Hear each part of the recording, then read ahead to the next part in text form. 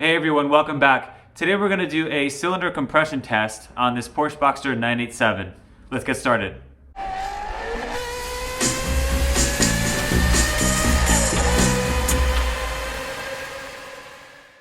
Now a cylinder compression test is basically a test where you take a pressure gauge and insert one end of it into the spark plug hole for each cylinder.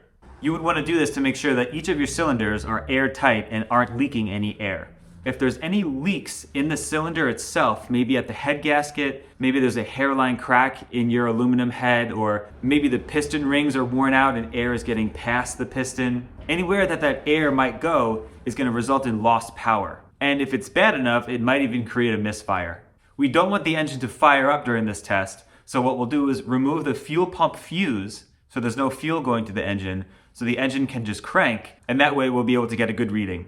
Remove one spark plug at a time, insert the compression tester, and then crank the engine with wide open throttle for about 5 or 10 seconds until the pressure gauge isn't going any higher.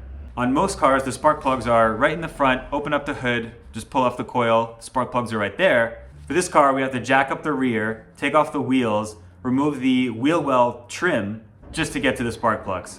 I've already jacked up my car from the rear, so please go ahead and watch my video on how to do that. I've also removed the plastic trim from the wheel well, as well as the coil packs. For that, you can watch my video on how to change the spark plugs. You'll need a 10mm and a T25 socket to take off the plastic trim in the wheel well. You'll need a socket wrench and plenty of extensions with a knuckle to take off the coil packs and spark plugs. You'll need a T40 to take off the coil pack screws. I needed an E10 because somebody replaced one of the coil packs with an aftermarket unit, but you might not need this. And a spark plug socket as well. I have two, one with a rubber insert to pull off the spark plugs and one without to put them on. To pull out the fuse, I used a wrench, but you might be able to do it by hand.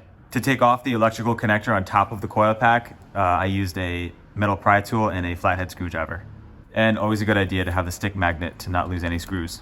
You'll need a compression gauge as well. Finally, I would suggest using a battery tender or a battery charger while we're doing this process. We'll be cranking the engine for a few minutes, so it's a good idea to maintain full battery power. For this job, we'll start off by removing the fuel pump fuse so that when we're cranking the engine, it doesn't fire up. The fuse box for this car is located in the driver's footwell. To remove it, pull outwards on the top like that, and then you'll go ahead and lift it up. See, there's 2 feet that slide in like that. Now the fuse that we want to remove is row D, fuse 1. This 25 amp fuse right here. It's also important that your battery is fully charged for this test so that we're getting good cranking power. For that reason, I've charged my battery overnight and I have it on a battery tender so we know it's fully charged. I'm gonna go ahead and start on the driver's side of the engine. As you can see, I've already removed the coil packs. It doesn't really matter where you start. I'm gonna go ahead and start with the rearmost cylinder. So we'll go ahead and remove this spark plug and we will go ahead and thread in our compression tester.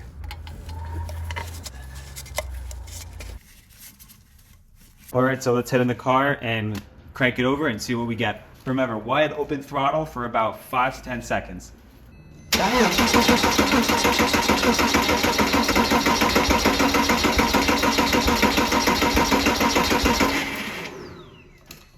Call that 272. We can go ahead and release the pressure and move on to the next cylinder.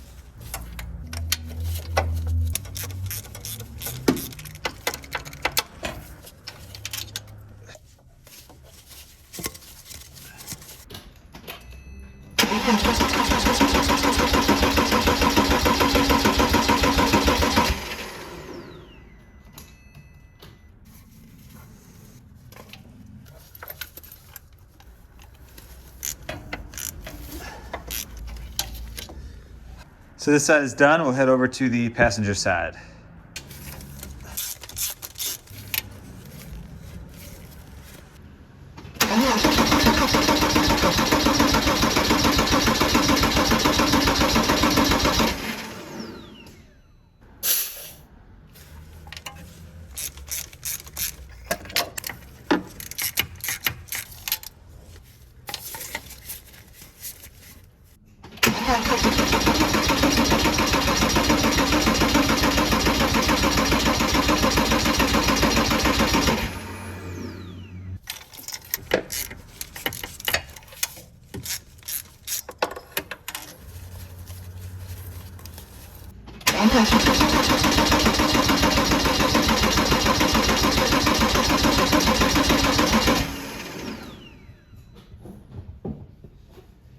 So that's basically it. So to finish up, we'll put all the spark plugs back in, coil packs back on, wheel well trim in, wheels on, lower the car, put in the fuse, and start it up. Don't be surprised if it takes a couple extra cranks when you're starting up your car, because we have the fuel pump fuse out, which means the system isn't primed, so it might just take a couple extra cranks. Typically, you want all of your cylinders to be within 10% of each other. All of my numbers were right around 270, which was awesome, which means that this motor has good compression. So whether you just bought a car and you want to do this for peace of mind to know that it has good compression, or if you're experiencing a misfire of some sort and you're not sure where it's coming from, a compression test is a good idea. As always, thank you guys so much for tuning in and watching. I hope you enjoyed this video. Please leave any questions or comments down below. Make sure to like and subscribe, and we'll see you guys in the next one.